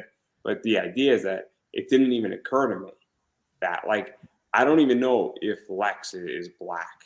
Like at this stage, because obviously I've seen a white Lex Luthor, I've seen a black Lex Luthor, I've seen a Well, tan Lex Luthor. because of the multiverse, who knows? But like my whole thing is that, like, obviously with that Superman story, it was crystal clear what that was. It was a reference to Obama. No question about it. Nothing wrong with it. It was a good story. It was Yeah, enjoyable. It's definitely, I think you could have like a 90 minutes would be a stretch, but 30 minutes that would easy, be really good. easy. It'd be fun. Well, Like Tales it's from the Multiverse, Justice League. Oh, it'd be great. yeah, it's another reason why, like when I did Sahel, I was like, look, I knew I could create something in which there would be no dispute as you could make this person that, make this person that. I was like, there's no dispute. It's here. It's what it is. You know what I mean? Are there various colors? Yes, there are. You know what I mean? And so it's the same thing. Like when I see some of these, I'm like, okay, I love the story, but I'm like, but at the core, there are people who just aren't going to be happy with that. And I'm like, why? And so I would rather just, I'm all about disrupting the status quo. However, with that said, I'm also about, okay, just create something new and fresh that people haven't seen before. This is my whole thing. It's There's nothing wrong, I feel, with having a white Thor. I don't think there's anything wrong with a female Thor. I think Yeah, my problem becomes is that if you take Jane Foster and she becomes Thor and you kill a regular Thor, that's where I have a problem. It's kind agreed. of like you can't make Captain America a girl. It doesn't work. You can make a Captain America female version and have her own story, like Gwenpool. Gwenpool is fun. Gwenpool is not making Deadpool a girl. Yeah, Actually, that Deadpool could be anything. Deadpool is a shapeshifter. It's like Mr. Plastic, but that's not yes. the point. That Deadpool actually does work in every freaking scenario. Now that I think about it, but I don't think you can make Batman a female. I don't. I don't think Bruce Wayne can be Bruce Wayne. But you could have Batwoman. Yeah, It's so like I would rather see Marvel create a bunch of characters, but this is what me and Arvid are going to be speaking about. Is that I also think that what happens, and I'm curious your opinion on this, is I think what are DC and Marvel in reality? What are their comic divisions meant for? Curiosity, what you think on that? so repeat the question. What do you think DC and Marvel's comic divisions are for? Ooh, that's a good one. Let me think about that one. I mean, I can tell you what I think. Please do. I want to hear. Right now, and I'm sure you heard this, Marvel and DC, DC's up for sale, Marvel's up for sale in their comics. Both those divisions are profitable divisions. So Yeah, now, what do they produce? They produce IP, right? Intellectual property. So how rare is it that a company has a division that produces IP out to the public and is profitable? Now, they could be $300,000 profitable or they could be $5 million profitable. I don't know, but they're profitable divisions. So they have divisions that are producing IPs that are profitable that then can be taken to Hollywood or merchandising to a bunch of stuff. So when I look at DC and Marvel, I say, look, make every character gay, make every character a woman, make every character black, make every character a Latino, make every character have night vision. Because guess what? Something is going to stick. you're right. But here's okay. So let me press on that. So you can do all that, but at the same time, because it sounds like when you are, it's like putting this IP out. Inspiration can come out of that, and different ideas come out of it, which can spring up and can stick. But like you said, if you make every character gay, every character black, you can do all that, but then what's the story? What's the story? For example, if you make every character black, are you going to talk about black issues? Because, right? You see what I'm saying? Oh yeah, but look, I don't think Miles Morales has spoken about black issues from what I've read. Static Shock did. Yeah. Okay, so this is the thing, is that I don't think, and this is why I think Static Shock and Static, as he's known, it's not Static Shock was the TV show, but Static is the superhero. You know, one of the things that I think it works is that there's history with Static. Miles Morales is a fun character, but they don't really talk It's about Black shallow. history. It's shallow. I think there's a little bit in there, but I don't think there's a hell of a lot. And look, there's room to maneuver. It's light because when I watched it, I'm gonna be honest, I fell asleep. I was like, really? So did you so Into the Spider-Verse is fun, and I enjoyed Into the Spider-Verse. I just thought it was an enjoyable movie. But I also, I mean, I have an Ultimate Fallout 4 first edition. I have two of them actually. So those are expensive comics. But I've read Ultimate Fallout, and that's a good story. I mean, it's a great story, but it's not a black story. No offense, Yeah, but I'm very. It's a Peter Parker's dead and who's taken his response. It's a great story, and it's a fun story, and it's an important one, and it's significant. But at the same time, and look, Miles Morales is very, very important, I think, because it's representation.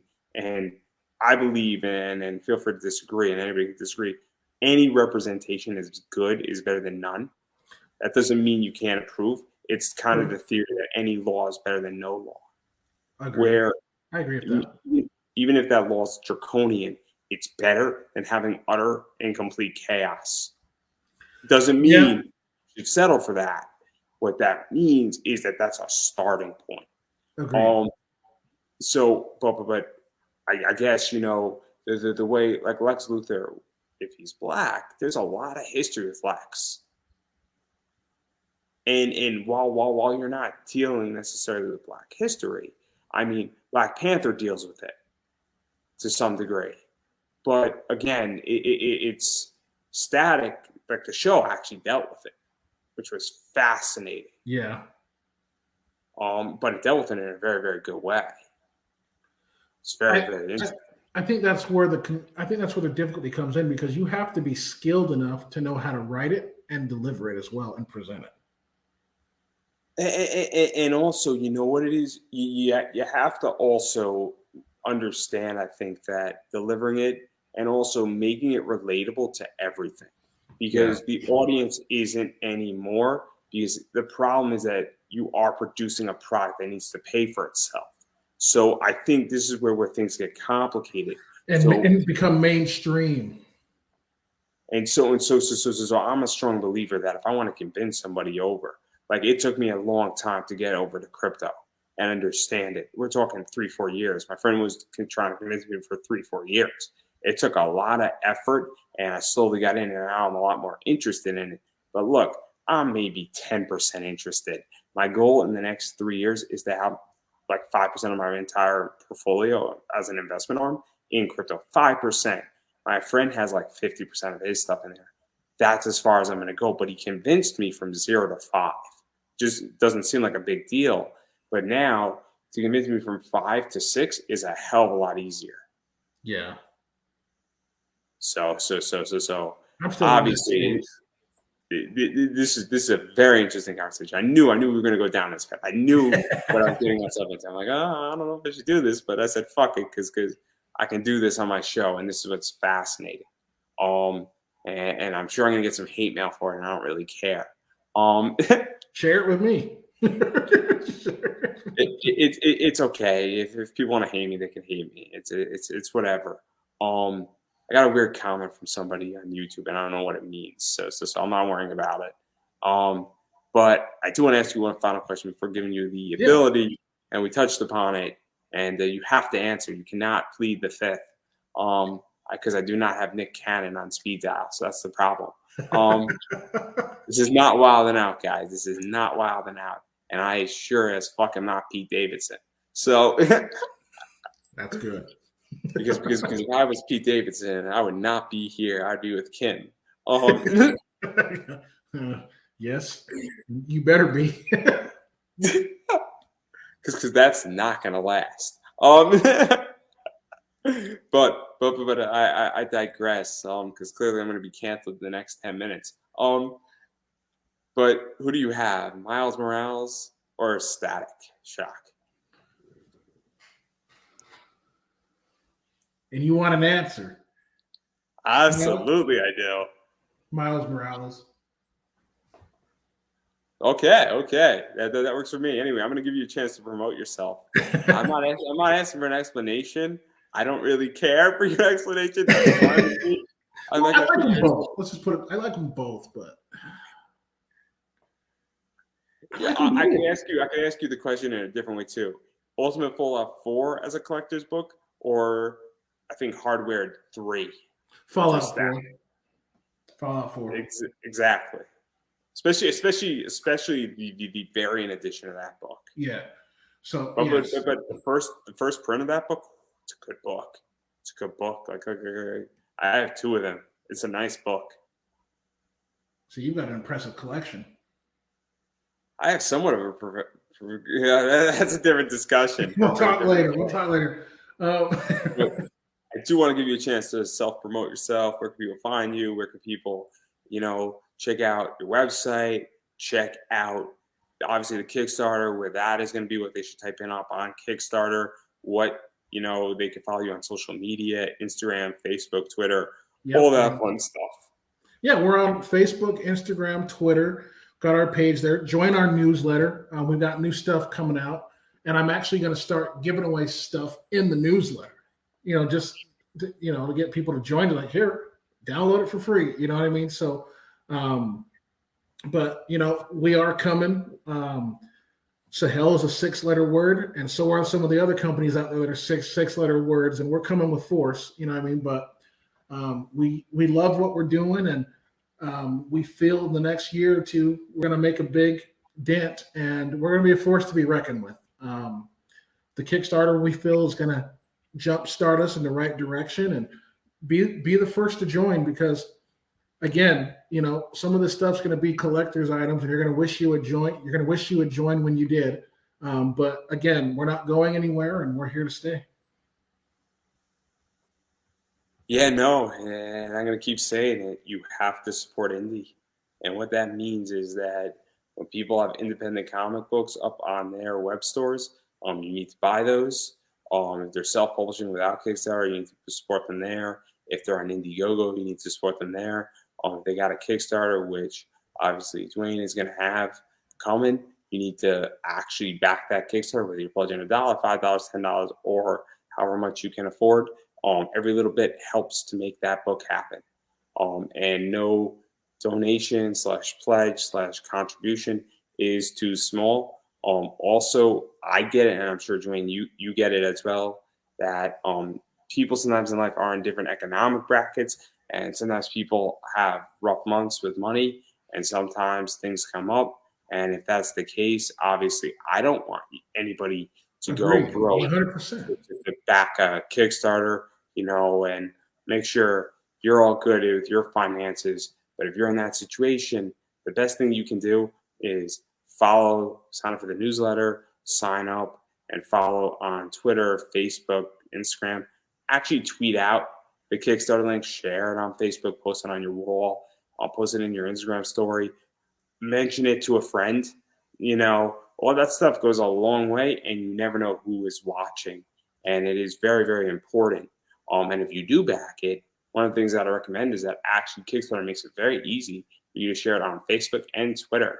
So please go do that and use those tools, because let people know, saying, hey, I backed this project, because it does help and it does contribute. And people are like, oh, cool, let me check out this project. If so-and-so backed it, let me take a look at it. It is very, very important, and that's something that is super, super helpful to do, and it's free. Social media is free to use, so use it and share our projects. As far as I'm concerned, obviously, I appreciate shares, comments on this. I appreciate people sharing this out, people letting their fans know about this show, checking it out, watching the entire thing. Please don't send me hate mail. I get enough of that in my daily life. I don't really want to be yelled at, so please don't do that. If you don't have anything nice to say, don't say it. It's the golden rule, and I won't say anything mean back to you. But jokes aside, if you want to comment, hate me, feel free to do it. But anyhow, I do have a t-shirt up. It is this bad boy right here. Once again, go buy it on Redbubble. 16 colors. You could pick the color you want with that shirt. So very cool right there. And I have a few more shirt ideas coming. And what I mean by me designing them is I'm going to hire somebody from a foreign country to do it because I outsource work like a true American should. And then I have this metal card right here, which Dwayne has. He has this metal card. Yes, So I you do. can have it too and be like Dwayne. Support, cosplayers, support podcasts, and you can buy them on eBay. And they're pretty cheap. So go buy them on eBay. And the prices are going up April 11th. So you got 6 days at a discount rate. Go check it out. Go support it. Help make this show happen. And then obviously my social medias are Pop Anime Comics on Facebook, at Pop Anime Comics on Twitter, Pop Anime Comics on Instagram. My website is Pop Anime Comics. My other show is Pop Anime Comics Lounge. This show is Conversations in Pop Culture and will be coming into podcast format soon. So that's out there. And if you really feel inclined and you like what I talk about and all that stuff, I do take donations through Buy Me a Coffee. So you can buy me a coffee. It's greatly appreciated. And I need money because I am broke. So not poor, but broke. So all the money goes actually into the show and helps to continue to make it happen. So that's everything that I got. And I'm going to give you the final word. Please follow us on Twitter, Sahelian, Sahaelin. We look forward to your support. And please, 7 days from now, we'll be launching, and we look forward to all those who back us and support us. And that, everybody, is a wrap. I appreciate it, man.